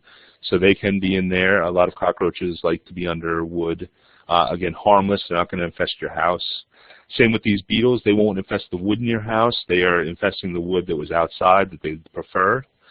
These are typically in hardwoods, although they can go into pines. This one, Asimum, is in pines, and then you've got this Seminotus, which are in cedars like Juniperus and a couple others. So again, if you bring in this type of wood, leave it in your home, it warms up, these can develop further. They think it's spring, they're going to emerge, and you may have a nuisance issue there. Another couple wood beetles that you might have coming emerge off of your firewood. Metallic wood borers, so Buprestidae, this really beautiful one, is a oh, I'm drawing a blank. It's one of the apple wood borers, the flat-headed apple borers, and basically these are mostly in hardwoods. You have some that are infesting softwoods, and also this is the same family as the emerald ash borer and such. You can have bark beetles, which are in the subfamily Scullitini, which are actually a type of weevil. They are living their lives out underneath the bark. In certain situations, they get too many under the bark, and they will exit the wood and usually landing on windowsills, places like that, and that's where people notice them. They think they may be coming from the house wood, but they are actually coming from the firewood. And of course, there are lots of powder post beetles. These are lictines that feed on very dry wood, which is what you want to use for your fires. And they can come from wood that's in homes if they're cut in that wood. So if they're emerging in the home, they're likely either from your firewood that you just brought in, if that was a recent event, or they could technically be from wood from your home, but usually it has to be within a couple of years of it being placed, so new flooring, things like that. So I have a question, is there a recommendation for folks to call in with this issue? Basically, these are mostly a nuisance. These are going to be things that it's going to be just collect the specimens and dispose of them how you will. If there's something interesting, let me know, because I'd like the specimens probably. But basically, it's more like they'll go away after a while. You can always definitely ask the question, have you brought in firewood recently? That may be a good clue as to where they're coming from. Also, some suggestions on the firewood is to not bring it in too early. Bring it in when you need it or when you plan to have a fire. And if you let it sit in your house too long and warm up, that's when you get the issues. Also, it's a very short time period. It's a very short-term problem. You'll have emergence of these things, and then you won't have anything. You may have successions if you have a lot of different diversity of firewood. You may have different types of beetles emerging at different times because they take longer to develop. But they're typically not much of an issue, and they can be vacuumed up or collected and disposed of. Have had a call about powder post beetle in old farmhouse and wood flooring. Okay, so yes, that can be an issue. If you'd like, you can submit a sample of some photos, and we can get some specimens. It depends on how old the flooring is. The powder post beetles typically like a certain percentage moisture, but in wood, but prefer obviously dead wood that has been dead for a little while. Now, I have seen some powder post beetles in stressed plants, but there are only typically a few types that do that. These lictines like this are typically in wood that is dried or not too dry, but long dead, and they create powder out of it. So if you want to talk to me more about it, we can make a sample out of it about that particular issue, and we can find out a little bit more information about how long the issue has been going on, what type of wood it is. We can get an idea on what type of beetle. But typically they don't reinfest homes. They're usually in the wood for some time period. And also note that a lot of these beetles, for instance, the old house borer, which is a type of longhorn beetle, I think has had records of living 25, almost 50 years as a larva in wood. And when the time is right, when the conditions are right, they will emerge. And so you can have a house that's perfectly normal, and then, bam, you have these things coming out, which you would never have guessed. In fact, we had some longhorn. We had Dave Steffen got a wooden lamp in as a sample a long time ago. I might have told this story before, but it had signs of wood borers in it, and he was leaving it to try and rear them out, get them to emerge, all that. Finally, after several years, I think it was 5 or 10 years of doing it, he said, "Fine, I'm just going to take it to the dump." He put it in his car, and that's when they emerged out of the wooden lamp. And they he found 2 specimens in his car. So it was, again, that weird change of situation that may cause the emergence. Now, beetles are the most common things that will emerge from this type of wood, but you may also get wasps. So there are a few wasps, for instance, horntail wood wasps in the family Sericidae actually do have larvae that live in and feed on wood. And so they are just like the beetles. They are in there feeding and feeding. If you bring them in, the temperature warms up, they may emerge. They are not a super common type of wasp, and they're actually a type of sawfly technically. But they are wood-infesting sawfly and attack dead trees that are usually standing. Some are on pines. Many of them are on oaks and hardwoods. Then you get a lot of parasitoid wasps that can actually access and drill into dead wood to parasitize the larvae of those beetles and these horntails.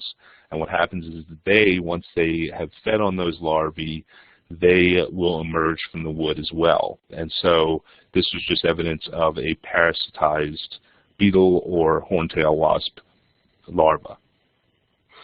So wasps can do that. Also ants. Ants are technically a wasp. There are lots of ants that will nest in wood. So if you have some decaying wood or that you want to burn, you bring it in the house, they'll probably emerge a lot quicker than these other insects because they are usually adults at the time. They're in the wood. They've been disrupted. The temperature change is much more pronounced for them, and they may start coming out of the wood in the home. So again, if you're finding a very recent infestation of some kind of insect that you suspect came from wood, think about whether you brought in firewood or not. Okay. Lastly, now you've had your fire, you've been digging in your garden, you've picked out your beautifully symmetrical 10-foot Christmas tree, strapped it to your car, and now it's propped up in your home with decorations. Okay, so that's not Santa Claus in your Christmas tree. Okay, just like firewood, bringing in cut trees to the home may introduce some insects and other arthropods. They may be in the tree just hanging out, or pest of the tree that begins to leave when the tree dries up. So you really can't predict this as much because you never know what's in those trees, either hanging out when they're in the field and hanging on until they're cut and transported, or when they're being sold somewhere. There are lots of types of organisms that might just kind of climb into those trees, make a home in it, and are inadvertently transported inside your home. And I'm not talking about these types of critters. This is not, these ones are welcome in my house. But I'm talking about things like spiders and bugs. So spiders obviously are very common in the environment. They're very active. They make webs either in the trees or they're crawling around the trees looking for prey. So you may get things like these active type spiders and sac spiders like this ghost spider or other relatives. Jumping spiders are very common all over in the environment. They have these very large eyes and very erratic kind of behavior. Most spiders that you find coming from these trees are not going to be harmful or aggressive or dangerous. In fact, it's probably very, very rare that you'd find something like a black widow in a Christmas tree. I'm not going to say that you will never find them, but again, don't be afraid that most of the spiders, almost all the spiders you will encounter, are not dangerous.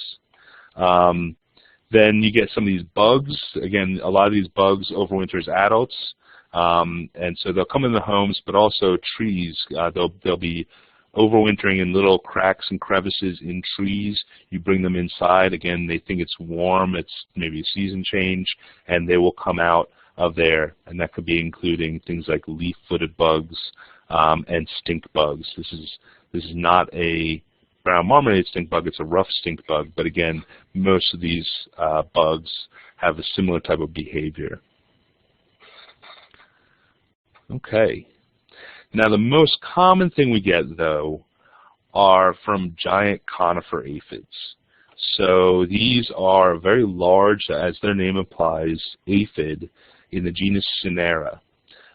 We get there's several photos like this every winter, or questions about it. I got this weird black beetles, they often say, coming, just crawling around the house everywhere. You can have winged ones like this one down here. Most of them are wingless. They don't actually look a lot like aphids because they don't have the large cornicles that most people associate with aphids. So they will have this little mound-like or volcano-like one, not those long tailpipe type ones. So if you get a call about all these black beetles infesting a home around Christmas time, especially near the end of Christmas or into January or so, when the trees are starting to dry out a little bit, the aphids are not happy. They were on there sucking on the branches.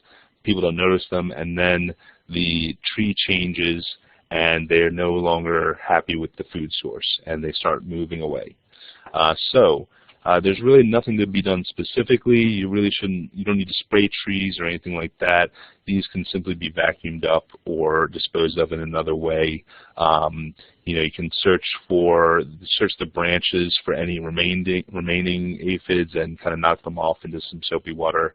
But really, they're just a nuisance issue, and they were only feeding on the Christmas tree. Okay, are there any questions about some of the insect issues I talked about?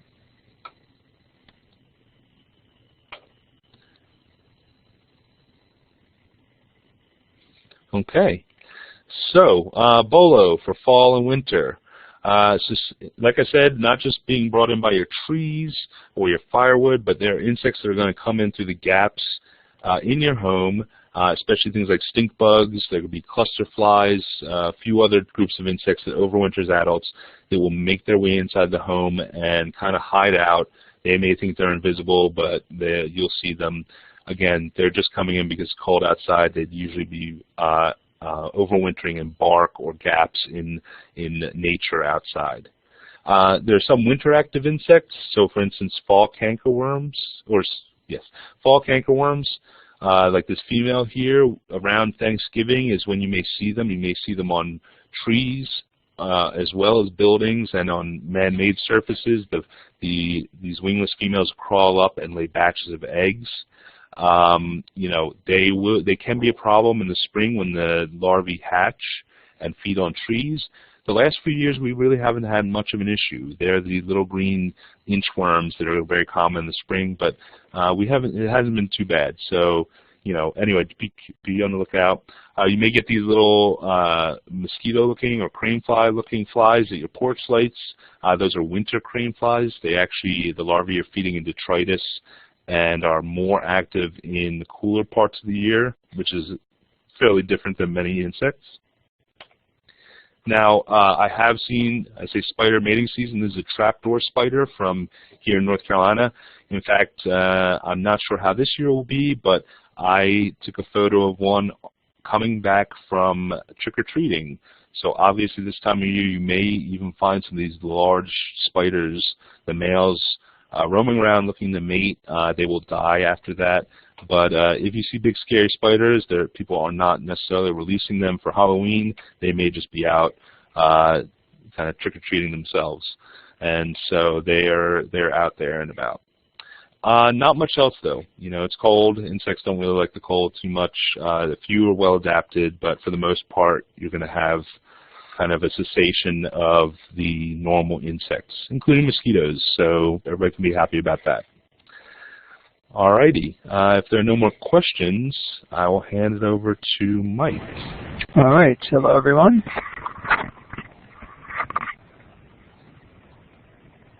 And I'm going to start out, since we are approaching the Halloween season here, with another mystery photo. Matt gave one, I think, that was 10 times more difficult than this, so many of you recognize this.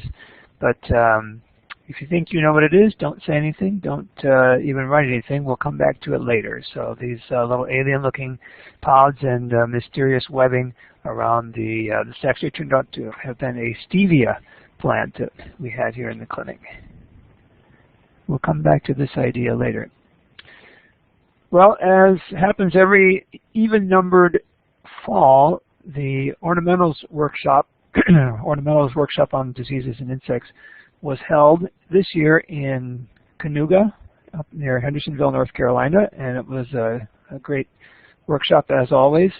And I wanted to share a few updates that I gleaned from being up there. Most importantly, probably, the latest on the rose rosette situation. A lot of work being done by Mark Wyndham. He did a lot of presentations, but it's a multi-university, multidisciplinary approach that they're taking to try and deal with the rose rosette problem. One of the things that came out was that the incubation period, that is for how long it takes between a plant becoming infected and showing symptoms, this apparently still isn't completely nailed down. Kevin Ong from Texas A&M made the comment that if a rose is in the landscape 2 years or less and it's positive for rose rosette virus, it might have been infected before it was transplanted, but that if you're seeing 3 years or more in the landscape and it shows up, then it probably was infected after transplant sometime. But again, this is an issue that isn't completely nailed down. Another interesting finding was that the Areophyid mite populations, and remember it's one of those that actually transmits this virus, they can be 40 times higher on that rosette, that witch's broom on the rose shrub, than on an asymptomatic rose cane. So the take-home lesson there is that if you are late in noticing the symptoms, you've got a rose bush with already rosettes on it, and you can't remove it immediately, the thing to do is to bag and remove those rosettes, those witch's brooms, so that those mites don't start to disperse. And they will be dispersing from those. They call it ballooning, catching a ride on air currents, which is how they can move to other, if they're lucky, rose plants and potentially transmit the virus. Now, one problematic thing that was mentioned at the conference was that a table of rose rosette resistant varieties was released prematurely. I don't know if it was released, but at least shown at a meeting, and I don't know if it's circulating around out there. But be careful if you see one. I haven't actually run across it. But the issue is that, according to Mark Wyndham, the criterion was going to be that any rose cultivar that held up for 4 years under heavy rose rosette pressure in their studies, they were going to call resistant. But someone put the list out after 3 years of data, and it turned out that several of those actually failed in their 4th year. So if you see something that's published, make sure that it's based on those 4 years. And do realize, as Mark pointed out, that resistance can fail, so it's no guarantee if you do see something on that list and go for it. It's not really a guarantee that it won't ever get rose rosette. And also do be aware that folks are working on resistance breeding, not just looking at existing cultivars, but resistance breeding to try and come up with some material that will be useful for the long term.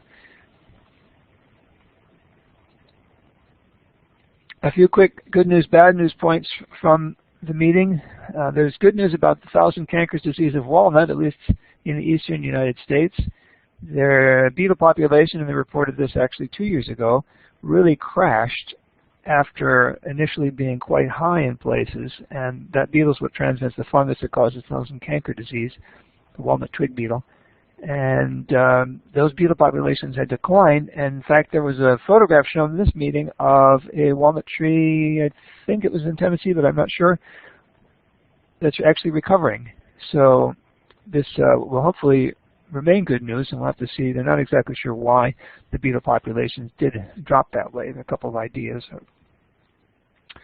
There's bad news, though, about the prevalence of viruses and viroid in symptomless ornamental plants. The folks from AgDia did a survey on ornamentals, most of which were not showing symptoms, and they found a wide range of viruses and also viroids, which are even smaller particles, in these plants. Now, you would say that, well, if they're symptomless, if they don't appear to have any disease going on, why is this an issue? And the reason it's potentially an issue is because those, if they spread to something like a vegetable, like a tomato or potato, they can do harm in those particular species. Now, I actually hesitated before putting this in the presentation today because I thought, you know, what really can we do about this, since there's nothing we can detect visually? And so there really isn't, but it's just something to be aware of. And finally, a little bit hard to communicate, there was a gentleman there who did a metadata study on the use of different disinfectants, bleach and alcohol and so forth, for its efficacy against plant pathogens. Basically, a metadata analysis was where you look back at other research that's been published and try to draw conclusions from it. And it's a pretty mixed bag as far as what things are efficacious against what pathogens, and the studies are so heterogeneous that it's a little bit hard to draw conclusions, and more work does need to be done in this area. But probably the take-home lesson as far as you're dealing with homeowners is that it's really important that contact time. People shouldn't expect that a quick spray of alcohol is going to disinfect their pruning shears, for example. And you can see more about, there's a called a sanitizers table in the North Carolina Agricultural Chemicals Manual that has some information about materials that can be used. Not all of them suitable for home use, but some of them are, and you can see the recommended contact times there. At dinner at the meeting one day, Marianne Hansen from Virginia, or Virginia Tech, made the comment that they're seeing a lot of Boxwood Blight there. And I said, well, here we hadn't seen that much. And I went back and looked, and yeah, there was actually quite a bit this year in home landscapes. And this is an updated map now, what's been reported at least through the clinic this year. The purple counties are those that have reports for 2018. Yellow is to indicate the counties that have had Boxwood Blight in the past, but not this year, at least as far as we know. And the green ones are where it hasn't been seen yet. Again, the main way that this is going to get into your county is by the installation of infected nursery stock into the landscape. And I wanted to flip the question around. I've been presenting an updated version of this map every few PP&P sessions, but I want to ask you now to fill it in and to ask whether you've seen Boxwood Blight. So if you could go to that same tool you used to show where you are at the beginning of the session today, and select from that list, it's probably right around here somewhere, off in your tools, select from that list a green check, not the green check that's on under your name in the participant list, but the actual little marker, and put an X on the map if you have not seen it, and a green check on the map if you have.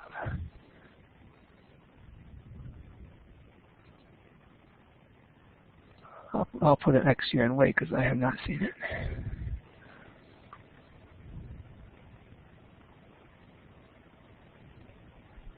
The sunshine.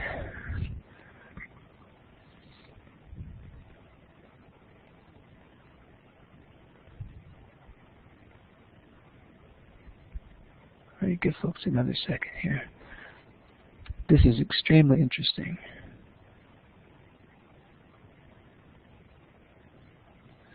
The reason I say that is I expected, going back to the first talks of the day, that with all the rainfall we got from these tropical systems, that we were going to see a tremendous amount of Boxwood Blight in the areas that were affected. And it's still not too late, so it's on my BOLA list as always to keep an eye out for it. And we'll have to see if this year again we have the problem of wreaths, because sometimes the tips that are cut, the boxwood tips and woven into wreaths, will actually carry some twigs that are infected with Boxwood Blight. So that's very interesting that folks have not seen it and you're not getting inquiries about it. But do obviously keep it on your BOLA list.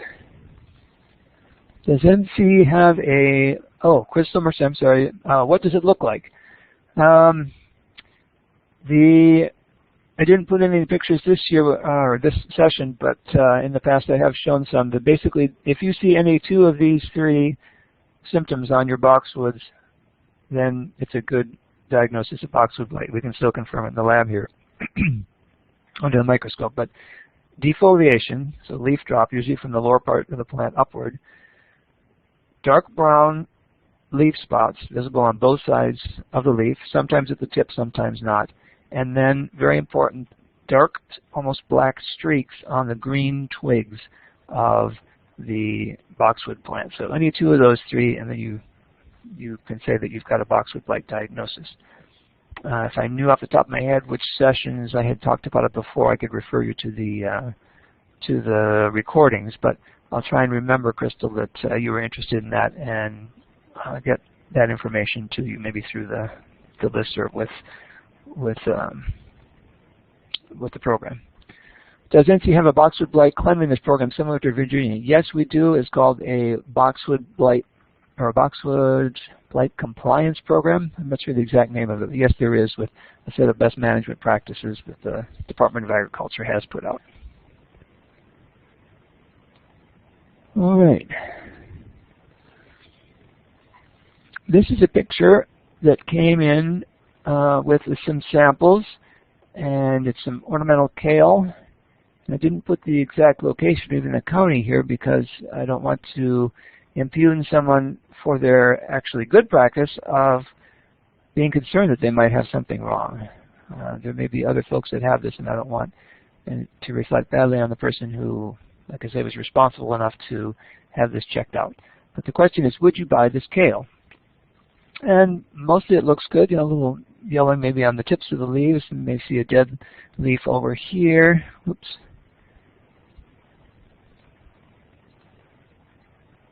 Something dead going on here. But you might be, if you're in a hurry, tempted to buy this. Well, they did send some of these in, and it was a good thing, because although the workup isn't done yet, I'm sure that what this is going to turn out to be is Xanthomonas campestris, the crucifer bacterial black rot, or also called just black rot for short. Those who have been on the program in the past will remember that that phrase actually can refer to 3 or 4 different diseases, but the one that gets on crucifers is caused by a bacterium. Typical symptoms, it's not always going to be this classic, but typical symptoms would be a sort of V-shaped lesion coming in from the edge or the margin of the leaf, yellowing at the border of it, dying out, or necrosis in the middle, and very often with the darkened, blackened veins visible, highlighted against that lighter colored background. So all 3 of the cultivars that they sent in actually had bacterial streaming that I saw under the microscope when I cut into these lesions. This can get on not only kale, but other members of the Brassicaceae, and there's even, saw it this year on Iberis, candy tuft, which is in the same family, although there is specialization there, so you wouldn't necessarily expect that the one coming off of the candy tuft would be able to infect the brassicas. But as you're looking for your transplants, if you do transplants for collards, cabbage, broccoli, Brussels sprouts, any of those, make sure you look very carefully for symptoms of black rot.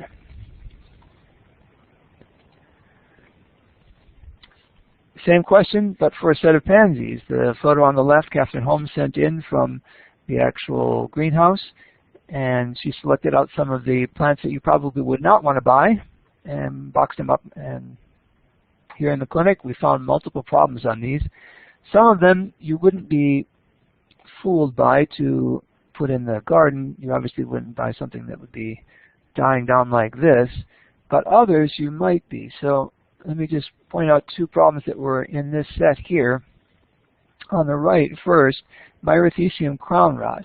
Now if you see the symptom of the pansy dying at the ground line there, you might think Phytophthora, and we have seen that, but in this case you can see, if you look quite closely, little whitish tufts that turn a dark blackish green. Here's probably a good example here. It's the sporulation. Oh, here even better. The sporulation of the fungus Myrothecium. I don't remember ever seeing this out in the landscape, but Phytophthora we have. In fact, last year there were a couple of cases where commercial sites had said that they had put out pansies, and within 2 weeks of transplanting they had Phytophthora crown rot. So there it was pretty clear that it was something coming from the purchased plant. So inspect those crowns carefully, make sure not find anything that's wobbly, and also look carefully at the roots. If you see yellowing, especially in stunting, that's a sign that you may have black root rot, which doesn't cause a lot of collapse of the roots, but it does darken them because of the microscopic spores. This is a particularly bad case. I think this was on Columbine. Yeah, I think this was Columbine several years ago now. It's usually not that obvious, and it's because of these spores that are filling the roots. But any kind of dark roots, especially associated with a stunted plant, poor root system, yellowing on pansies or on many different kinds of herbaceous perennials, that's a warning sign of something you don't want to transplant and establish in your soil. And while I'm talking about it, I use this when I do Master Gardener training, but I don't think I've mentioned it on this program before.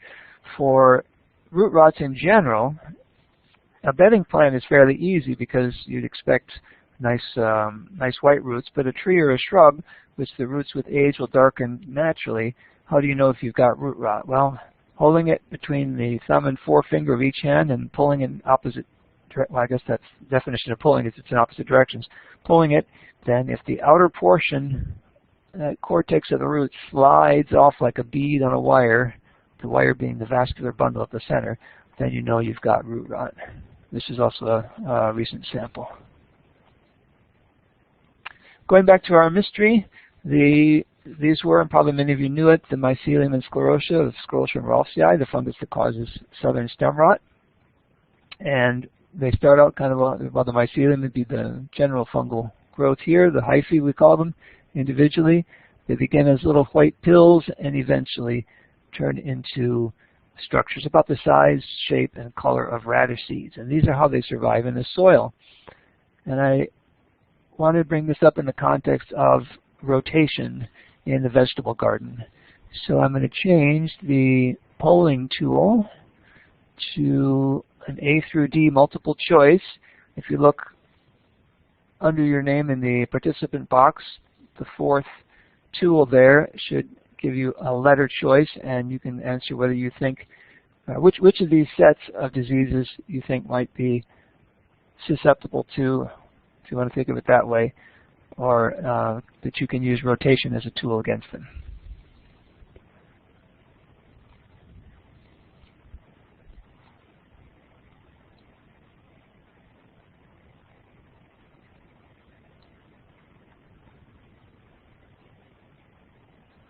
Okay, see, a lot of people are putting them in your answers in the chat box there rather than choosing from the list, but that's okay. Pretty much everybody has got the right idea that it is A here. The bacterial blights, anthracnose, and nematodes are some of the things that we use rotation to and deal with. Late blight, rust, downy and powdery mildews, Phytophthora root rot, and viruses, these are not amenable to control or management via rotation. So here are some of the ones that are. Again, bacterial blight and leaf spots, which don't survive long periods of time once the plant material is decomposed. Also, they tend to have somewhat more restricted host ranges than something like lost my train of thought there, my example. Some fungal pathogens also are good for rotations: Climatologist, anthracnose diseases, and alternaria, things like early blight, and root knot nematodes, with the caveat that they attack multiple plant families. And remember too that weeds are plants, and the weeds that you have in the garden may be a bridge to get your pests over from one year to another in your rotations. So if possible, don't repeat the same plant family until the 3rd to 5th year. Of course, that's not always possible depending on the size of the garden. There's a nice table in the Southeast U.S. 2018 Vegetable Crops Handbook showing by plant family a number of the things that you might commonly grow. And quickly, our bolo for the next few months here: Sclerotinia stem rot, crucifers in the garden, you may see, as well as black rot, which we talked about, and even a chance that you could see a white spot on your turnip or Swiss chard. With the woody ornamentals, Entomosporium leaf spot pictured here on Indian hawthorn, the Cercospora-like fungi on ligustrum. Phytophthora root rot is a year-round problem. Armillaria root rot as well. Rhizosphere needlecast on spruce trees, and particularly in the mountains. Boxwood blight, again, and Septibasidium and some of the other things like black knot, which we start to see or notice because the trees are dropping their leaves, and then we see these things on the branches. Again, within the flower beds, beware of black root rot and Pansium viola and Botrytis blight, as you see here as we get toward the warmer later part of the winter. And are there any questions? Let me quickly scroll down. So the polling option did not work. Oh, that's interesting. Because I see about 19 folks were able to use it. I'm not sure why that might not have worked. So I apologize if there was a glitch here that didn't allow you to participate. All right, if there are no other questions, I turn it back over to Charlotte. All right. Thank you, Mike and Matt. Excellent. Very interesting, as always. We will just finish up with a couple of announcements, and I promise you these will be tricks. I promise you these will be treats, no tricks. With Halloween coming up and some fall announcements about the State Master Gardener program. Of course, encourage everybody to sign up for our email list so you can keep up with everything that's going on, get announcements about things like plants, pests, and pathogens. You can subscribe through this link, and I will send that in a follow-up email. Also wanted to let you know about our schedule for 2019. So this is we're sticking with the 4th Tuesdays of every month, every other month between February and October.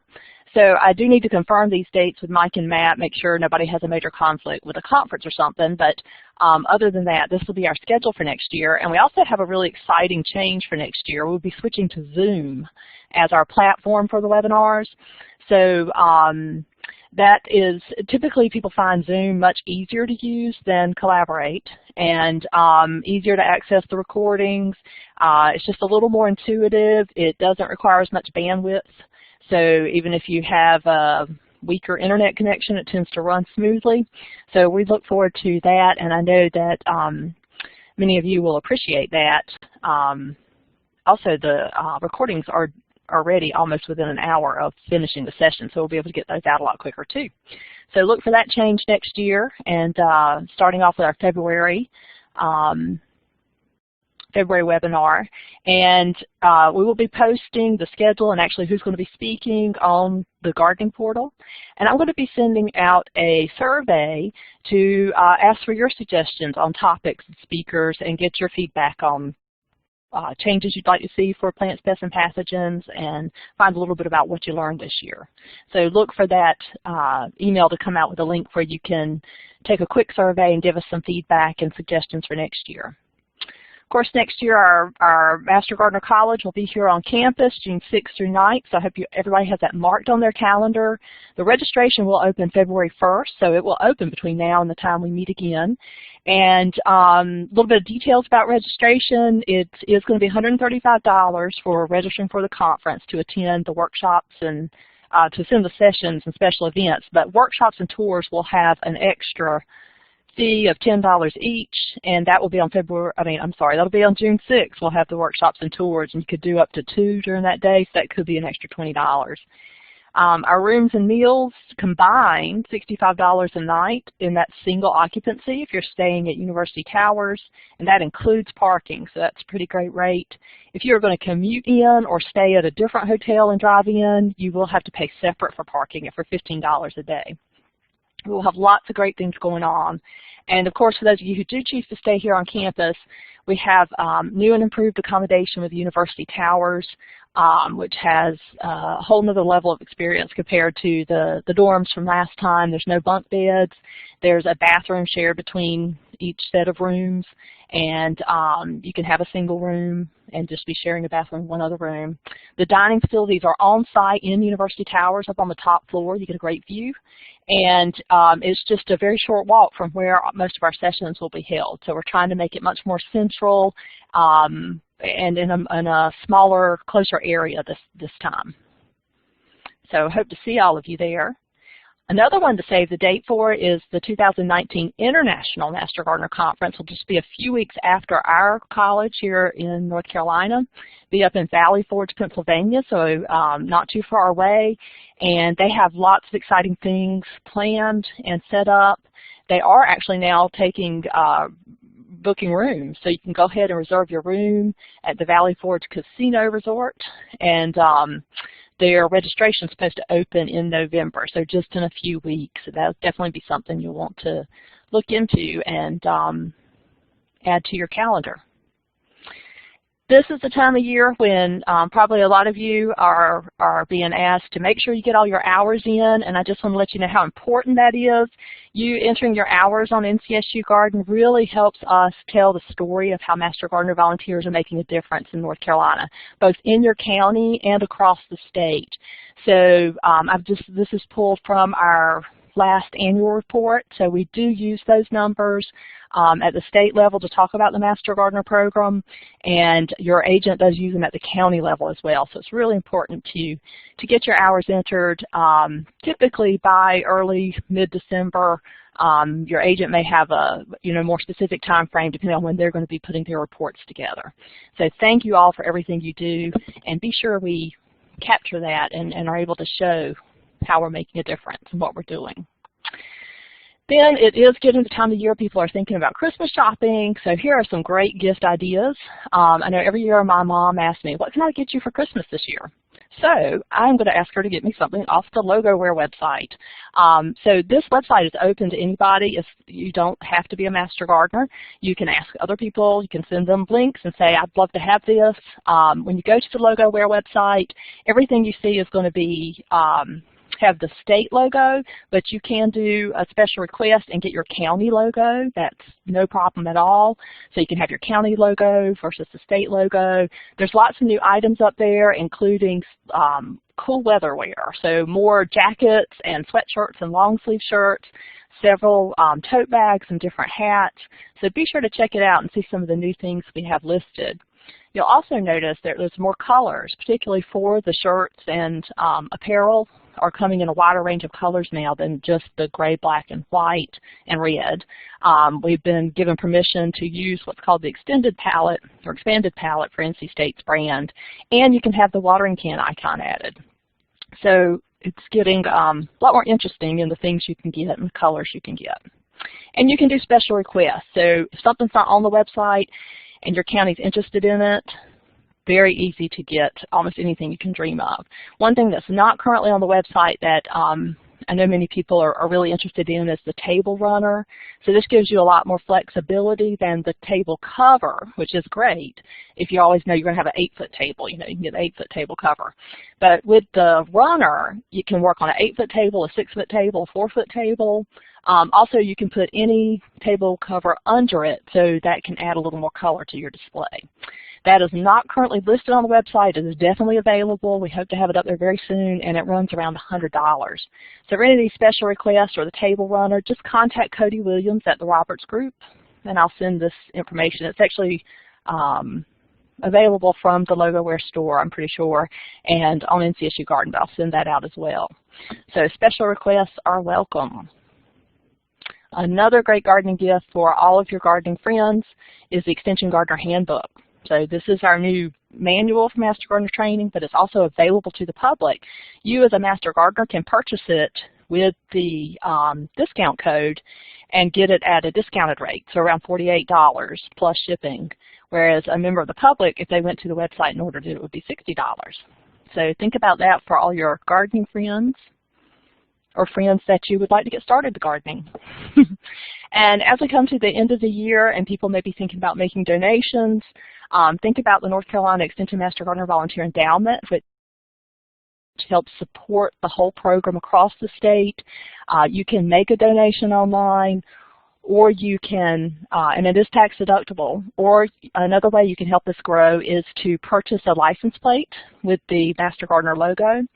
So the new ones that are coming up soon will have the new logo, but there are still some left with the old logo with the watering can. So if you really want one with the watering can, make sure you get that order in very soon, and I'll send the links out for those to you. And last of all, just want to wish you all a wonderful Thanksgiving, Christmas, New Year's, all the holidays, and remind you that our next Plants, Pests, and Pathogens, February 26th, I will be in New Zealand. So I send you pre-greetings from New Zealand. Our New Zealand trip, Master Gardener trip, is full. We have 17 people.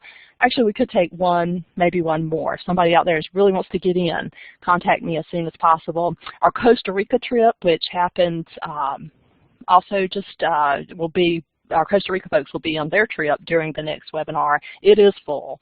So thanks to everybody who has signed up for those wonderful opportunities. And best wishes to everybody. Happy gardening. And I hope to see or hear from you soon. And congratulations on everybody who has been with us for these 10 years. We have now got 10 years of PP&P under our belt. Absolutely, and thank you, many thank yous to Matt and Mike for their support of Plants, Pests, and Pathogens, and the excellent information you share during every session.